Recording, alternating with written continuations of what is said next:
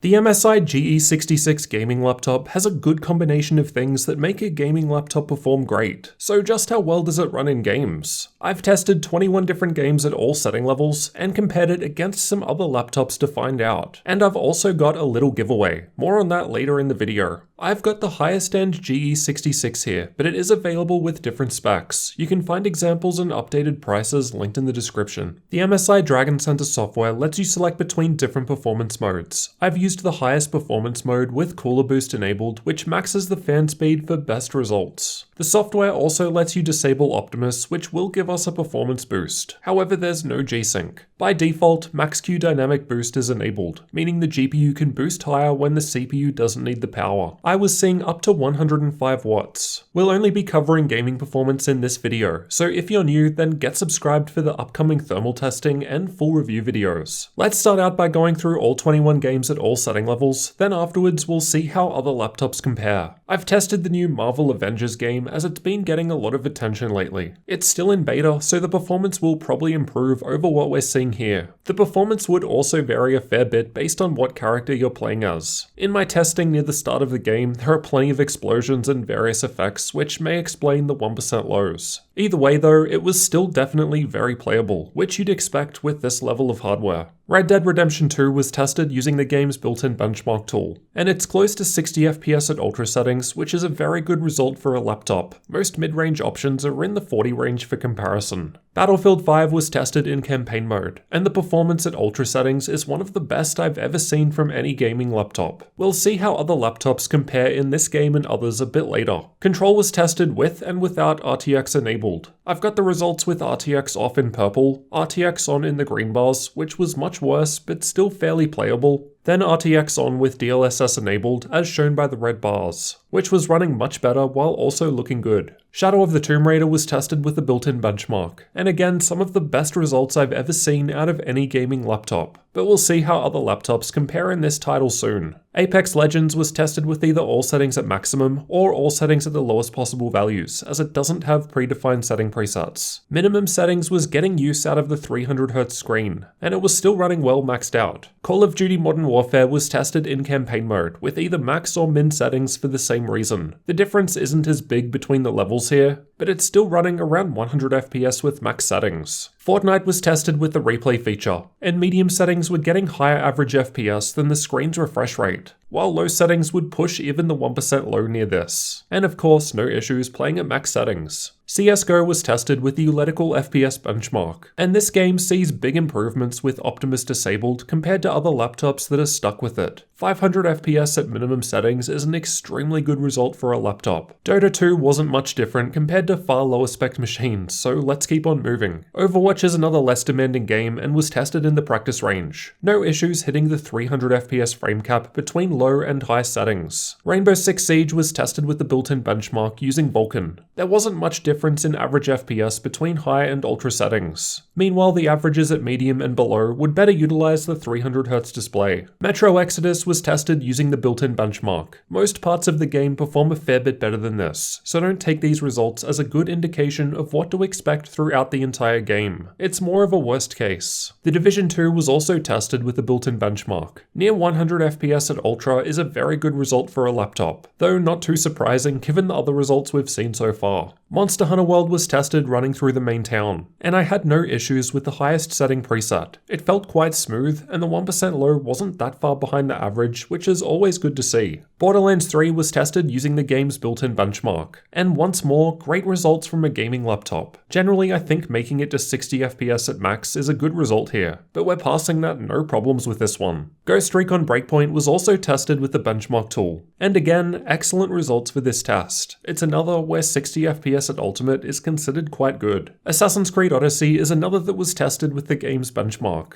I'm getting sick of saying it, but again, great results. Easily surpassing 60 FPS maxed out. The Witcher 3 was playing fine at ultra settings, and although we can improve frame rate a fair bit by stepping down from ultra to high settings, over 100 FPS maxed out is a great result. F1 2019 was tested with the benchmark tool and sees similar behavior, while minimum settings would push us closer to the screen's refresh rate. Far Cry New Dawn was also tested with the game's benchmark. Good results again from our 21st game. 100 FPS at max is hard to achieve for a laptop. Now let's take a look at how the GE66 with these specs compares against other laptops. Use these results as a rough guide only, as they were tested at different times with different drivers. In Battlefield 5, I've got the GE66 highlighted in red. It's giving a great result when compared to others, beating the thicker GE75 with higher wattage non-max-Q graphics below it, which would be a result of the faster DDR4 3200 memory and option of disabling Optimus. We're only seeing better results with even larger machines with desktop processors inside. These are the results from Far Cry 5 with ultra settings in the built-in benchmark.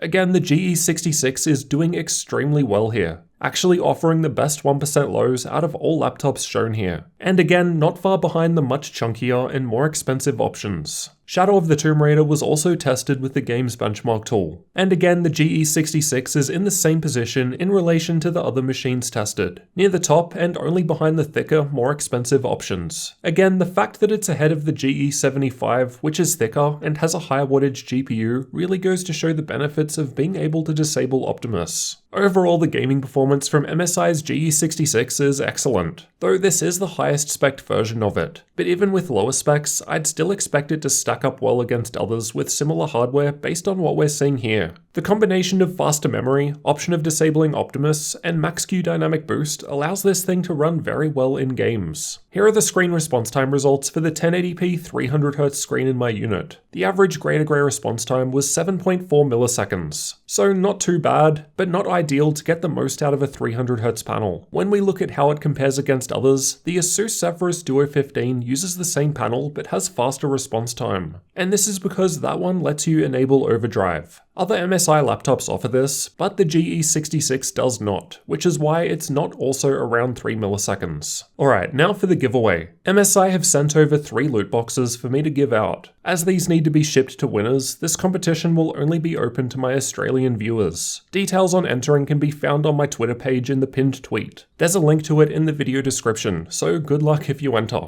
Let me know what you thought about the gaming performance from the MSI GE66 gaming laptop down in the comments. And if you're new, then get subscribed for the upcoming videos where I'll test out thermals in depth, and of course the detailed full review where I'll show you everything this machine has to offer.